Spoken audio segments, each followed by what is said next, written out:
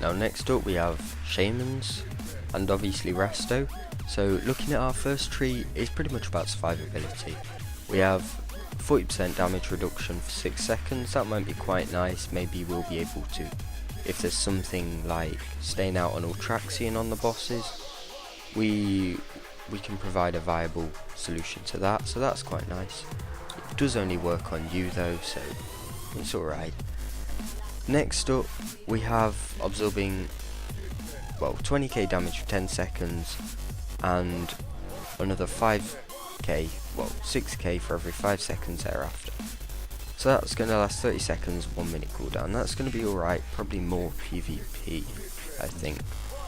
And Nature's Guardian, whenever a damaging attack brings you below 30% health, your maximum health is increased by 25% for 30 seconds. And it reduces your threat, can't occur more than once every 30 seconds. I picked this just because it's a nice passive. If the tank does happen to lose aggro and it gets you pretty low, it reduces your threat on it and it gives you more health. So that's pretty nice. So I think it'd probably be between Nature's Guardian or Astral Shift in my opinion. Now next is more about CC again. We have, immunity to movement impairing effects. Probably not going to be so much of this in PvE, so we probably won't be going for that. Earth Grab Totem is just going to replace Earthbind Totem and it will root them on the first tick. So it may be helpful for kiting. It's probably the talent I would pick out of these lot.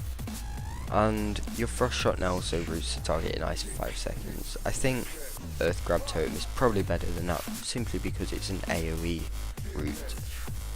Now next up, we have just bits and bobs about the totems really. When active, immediately finishes cooldown on all totems with a base cooldown shorter than 3 minutes. But the only problem is our Call of the Elements doesn't finish the cooldown on our Healing Tide or Spirit Link totem, because they are 3 minutes and it reduces the cooldown on under 3 minutes, which is a bit of a drop. So it's helpful. I mean, now all of our totems have cooldowns anyway. Our Healing Stream totem is on a 30-second cooldown, however it does do quite a lot more healing. Look, it's ticking for 9k every couple of seconds, which is more like 15 at 90. So that might be quite helpful in that case. Also, Totemic Restoration. When a totem is placed or destroyed, its duration expires naturally. Cooldown is reduced in proportion to the lost duration. So this would basically mean we could put down a Spirit Link, keep it up for 4-5 seconds, well, it lasts 6 seconds, so we'd keep it down for 3 seconds just to balance off the raid's health, pick it up, and the cooldown would be 1.5 minutes. So that's quite helpful, but you'd have to be pretty aware and a pretty skilled shaman to use that. Probably not something we should focus on until we're pretty sure about what we're doing. And the last one, relocates your active totems to the specified location. It's alright, not really that helpful. The only time I can actually think I'd do this is to use a Spirit Link, you know, so you could move the Spirit Link right next to the melee group or something if you're standing far away. So moving on, when one of your spells, Echo of the Elements, this is the same as the Elemental Mastery at the moment. So this might be helpful, probably more helpful for raid healing, because it's going to duplicate the effect of your healing rain, duplicate your chain heals. But if you single target healing probably 10 mans, then if you know you get a double greater healing wave, or a double healing surge, or a healing wave, it's probably just going to end up as an overheal, so probably not so good for that. Also, Nature's Swiftness, we just get an instant cast spell every 1 minute, so that's pretty helpful. And constant 5% haste, so that's quite nice as well. Elemental Mastery, 30% haste for 20 seconds. I worked that out, and overall it equals 5% haste. So that's going to be better for bursty fights. That's going to be better, Ancestral Swiftness is going to be better for more constant reliable healing, an Echo of the Elements, probably a more viable option for 10-man raid, 25-man raid healing. Next up, we have, this has actually been changed quite a few times, this conductivity, but when you cast Healing Wave, Great Healing Wave or Healing Surge on a target within your healing rain, allies within the healing rain share healing equal to 20% of the initial healing done. That's an absolute mouthful. But pretty much, if we do a single target heal to someone within a healing rain, it'll get increased by 20%. Not too good. Also, Ancestral Guidance. When you deal direct damage or healing for the next 10 seconds, 40% of that amount is copied as healing to up to 3 nearby party or raid members. So 40% extra healing for the next 10 seconds. It's alright, that's quite nice. Might be something good for a bit of extra burst, but I think above all, Healing Tide Totem is key here.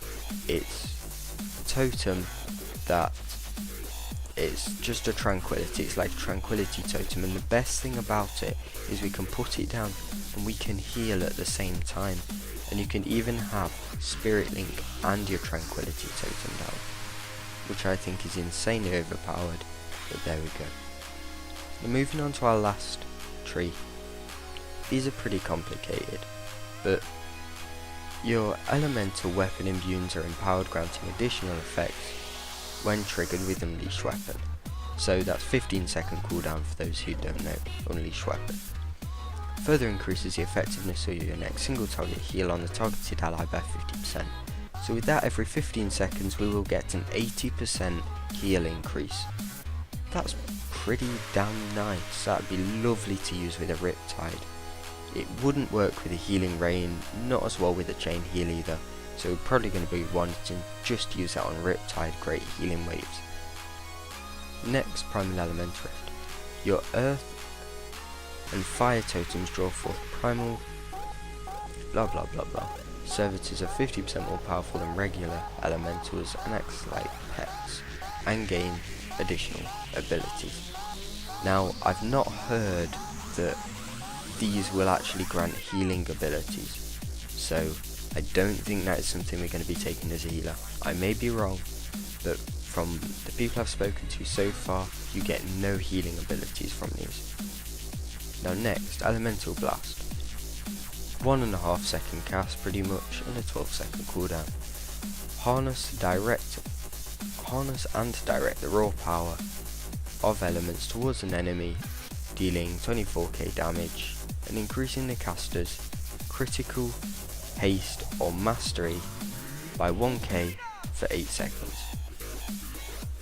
Now, that's a bit odd, really, but it's at the same time it's quite helpful for us. It's not going to do healing to people, but it will mean that if we keep that up, we will get an extra 1000 of a stat 2/3 of the time. So I think that'll be quite helpful, because yeah, it's doing damage. It doesn't cost mana though, so as long as we've got downtime, we're going to be able to keep up 1k of an extra stat 2/3 of the time, which that's 10% haste, so that's equal to 7% haste if you put that in live at the moment. Either that or, you know, 1k mastery or 1k crit rating, so that's pretty helpful. I think it's probably a pretty hard decision between Unleashed Fury and Elemental Blast, but maybe if Primal Elementalist does have healing abilities, that might be what we go for.